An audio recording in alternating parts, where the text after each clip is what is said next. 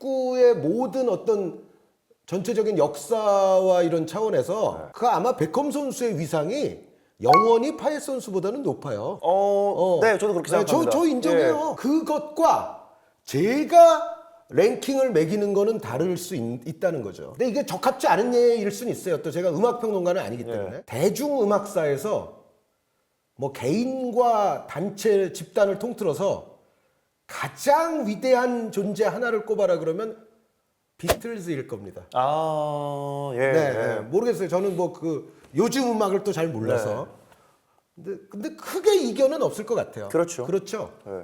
그런데 이것도 굉장히 약간 논란의 여지가 있을 가능성이 있는데 저는 링고 스타가 최고의 드러머라고는 절대 생각하지는 않거든요. 정말 그 시대에 탑 오브 탑 드러머냐?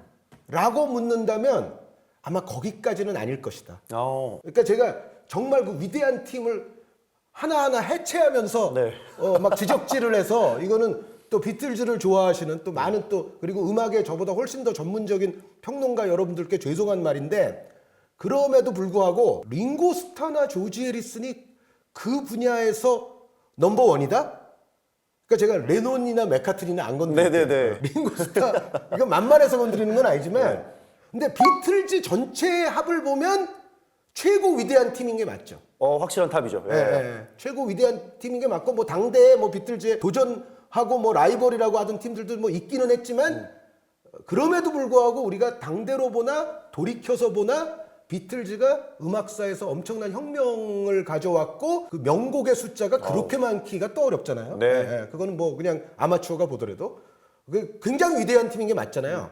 그런데 한 명 한 명 정말 뜯어보자고요. 그러면은 정말 그 비틀즈가 음악사에서 차지하는 그 위치만큼 링고 스타도 드럼사에서 그 위치를 차지하고 조지 해리슨도 기타사에서 그 위치를 차지하는지 저는 그거는 좀 아닐 거라고 생각합니다. 팀이 S급인 만큼 이 4명의 가수들이 그리고 요원들이 다 S급이냐 이 부분에 분명히 이견이 있을 수 있습니다. 분명히 이견이 있을 수 있고 그 얘기는 뭐냐면 정말 위대한 팀이 존재해도 그 안에 있는 선수가 모두가 그거를 다 위대하다고 얘기하면 그거는 어폐가 굉장히 크다. 여기에 대한 제가 적절한 예시를 확실하게 들 수가 있을 것 같습니다. 뭐가 있습니까? 바이에른 뮌헨에서 뛰는 에릭 다이어 여러분 생각해 보십시오.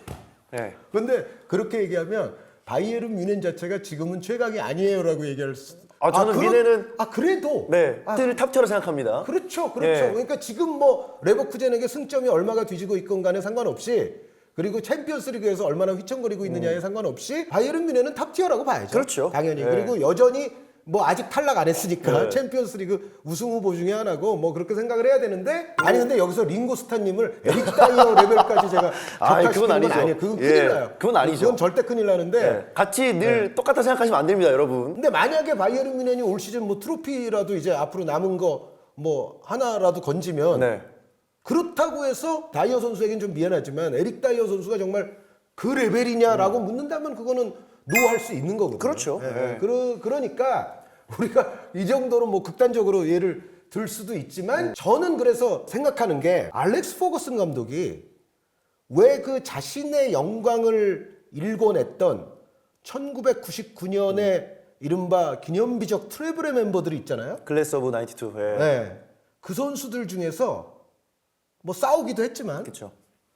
왜 베컴 선수에게 특별히 더 야박했을까 가장. 그러니까 퍼거슨 감독은 매우 현실주의자거든요. 자기 팀을 자기가 약화시키는 행위는 굉장히 퍼거슨 감독의 평상시 행동과는 잘 맞지 않아요, 사실은. 실리를 많이 따지는 분이잖아요, 퍼거슨 감독이. 좀 징그러울 정도로 실리를 따지는 그런 스타일인데. 냉혹한 초현실주의자죠. 근데 어느 순간부터 베컴 선수 자리를 베론 선수에게도 주고 그러다가 솔샤르 선수를 또 그 자리에 놨어요.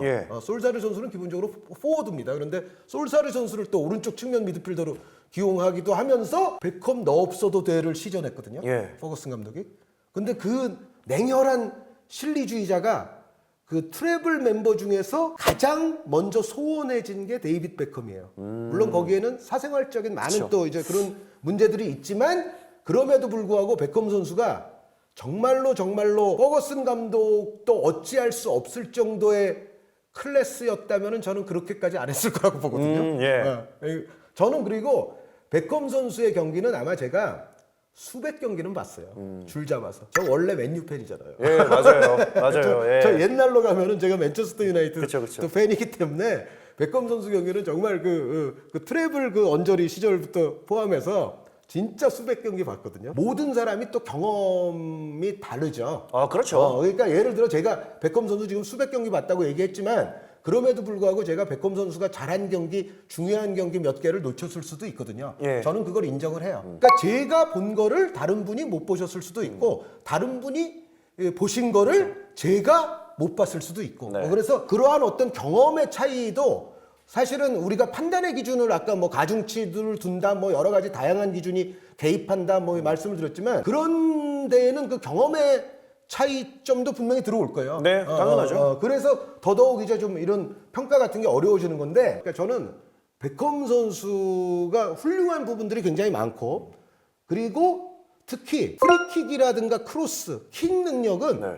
오른발로 멀리 볼을 보낼 수 있는 그 절묘한 능력은 저는 역대 레벨이라고 생각을 하거든요. 이거는 뭐 당대 레벨이 아니라 진짜 축구사 전체를 통틀었을 때 그 오른발로 볼 원하는 자리에 보낼 수 있는 그런 차원에서는 베컴 선수가 정말 손에 꼽힐 정도로 강력한 선수예요. 뭐 이론의 여지는 별로 없다고 봐요. 제 개인적으로도 축구 선수 이렇게 몸 그려놨을 때 오른발은 저는 베컴이라고 생각합니다. 그렇죠. 예. 보통 이제 우리가 선수들 막 인조인간처럼 맞아요. 몸 조합할 때 오른발을 베컴을 많이 쓰잖아요. 네. 활동량은 아주 성실하고 어우, 어마무시하게 많은 엄청난 선수였지만 하드워커죠. 윙어로서 요구될 법한 스피드를 갖춘 선수는 또 아니었어요. 네. 그러면은 이제 직접적으로 파የ트 선수를 가지고 오면 저는 파예트 선수의 킥도 뭐 베컴 정도로 역대 뭐 몇 위권 이렇지는 않을 것 같지만 예. 파예트 선수는 특히 이제 요즘 선수에 가깝기 때문에 많은 분들이 보셨을 거거든요. 파예트 선수도 킥 엄청나게 좋죠. 어우, 엄청 좋죠. 엄청나게 좋죠. 그러니까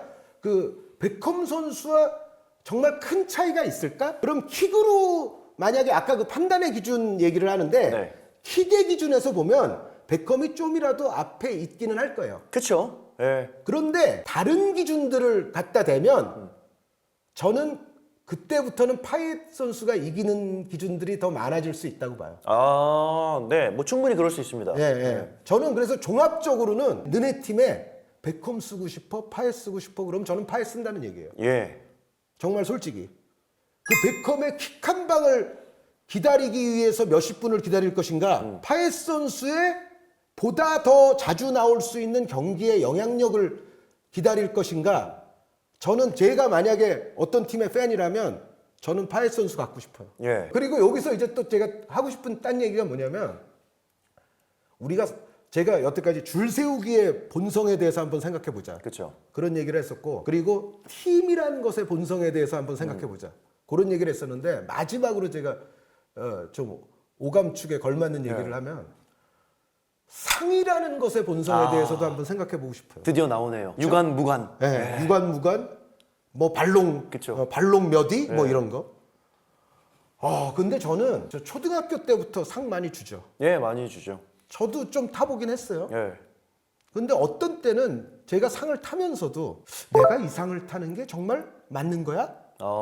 라고 저는 생각한 적들이 꽤 있었거든요. 네. 제가 반장을 좀 많이 했던 적이 있었는데 이거 그냥 반장이니까 주는 것 같아요. 진짜로. 예. 이거 양심선언하는 거잖아요. 착한 어린이상 많이 받으셨나요? 그러니까 저는 착한 어린이였던 것 같지는 않거든요. 네. 제가. 가끔 그 모범상 같은 것도 줘요. 그러니까 그 느낌인 거죠. 반장이니까 착할 것 같고 모범이 될 것 같으니까 상을 주자. 이런 선생님들의 의견이 아니요, 저는 있었습니다. 뒷동네에 앉아서 떠드는 거 좋아하고 그리고 선생님이 심부름 시키면 네. 일부러 늦게 가고 그러니까 외부 심부름 이런 거 시키면은 네. 10분 만에 올 수 있는 거 30분 걸려서 오고 이제 하여튼 그렇게 저는 제가 생각했을 때 그렇게 모범적이지 않거든요. 근데 모범상 같은 걸 줘요. 네. 상이라는 것의 본질도 저는 그거를 제가 이제 선수를 제 나름의 이제 랭킹을 매길 때 영향이 전혀 없진 않지만 네. 그렇게 영향이 크진 않아요. 저한테는. 상은 진짜 상 혹은 뭐 그 아까 팀 얘기했지만 그 팀 전체가 얼마나 뭐 대단한 팀이었느냐, 뭐 우승했느냐 안 했느냐 저한테는 그렇게까지 크진 않아요. 그러니까 그 우승이라는 것도 사실은 좀 그렇게 봐야 된다. 이게 팀 스포츠에서는. 근데 정말 얼마 전에 신준서 구단이 아우. 농심배에서 6연승을 했거든요. 기적 같은 6연승이죠. 네, 중국과 뭐 일본은 조금 약하긴 하지만 어쨌든 그 모든 엘리트 최상위권 프로들에게 6연승을 거두면서 이제 그런 종목은 그냥 그런 식으로 다른 최상위권하고 붙어서 다 계속 연파하잖아요. 네. 그러면 그 사람이 제일 센 거죠. 짱이죠. 네. 네. 그리고 최근에 뭐 이제 테니스도 우승 횟수가 이제 좀 바뀌었습니다만, 그쵸. 뭐 조코비치 정도로 메이저 대회 우승 횟수가 많다? 아, 그럼 그 사람이 짱인 거예요. 예. 그건 어쩔 수가 없어요. 개인 스포츠니까. 예. 그런데 이 축구는 저는 그것만으로는 설명이 안 된다고 생각을 하고요. 그리고 이제 상도 이분들은 결국 상을 한번 타긴 했는데 알파치노, 예.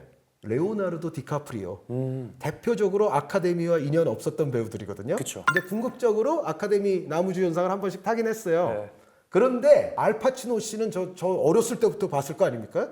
그 대부 원 뭐 때부터 봤을 거 아니에요. 네. 저 같은 경우는. 근데 저는 알파치노가 무슨 그 여인의 향기로 아카데미상을 타기 전이나 후나 그분에 대한 평가가 저는 변함이 없어요, 그냥. 아카데미상이 있는 알파치노가 됐든, 네. 아카데미상을 타기 이전의 알파치노가 됐든, 그냥 저는 알파치노가 연기 뭐 죽인다라고 저는 생각했던 사람이거든요. 그는 그저 고트다. 예. 그는 그저 알파치노죠.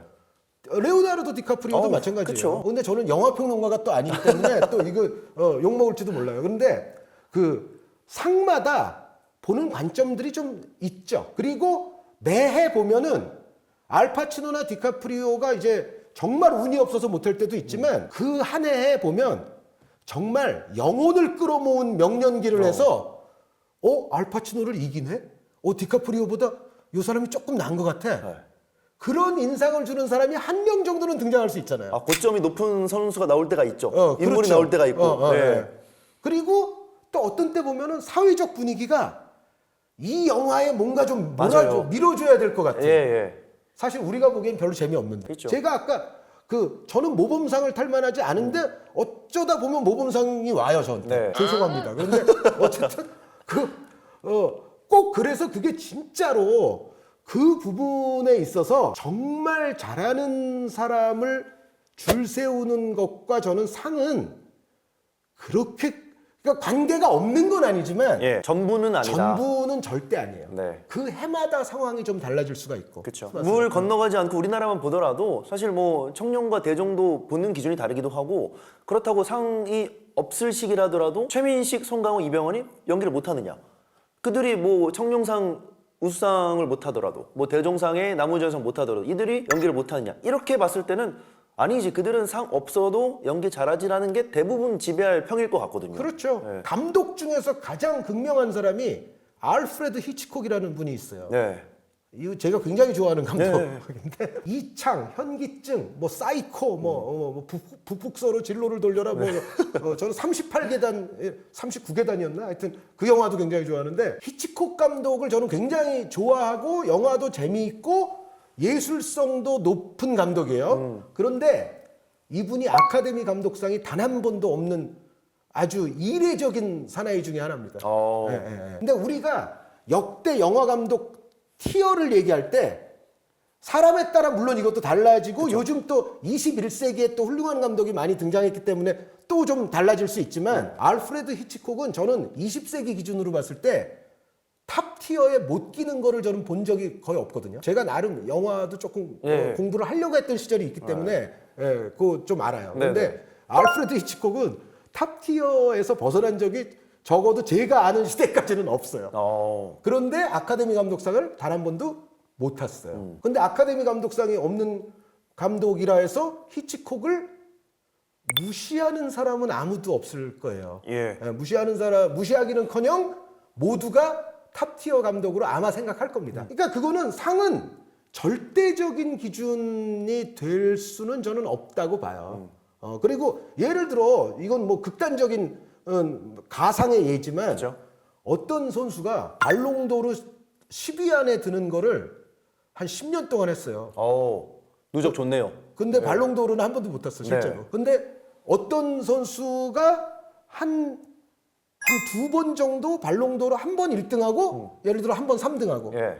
나머지는 하나도 못하고 10등 안에 아예 못 들고 예. 30등 안에도 못 들고 그러면은 이 두 선수의 비교는 나중에 어떻게 될까?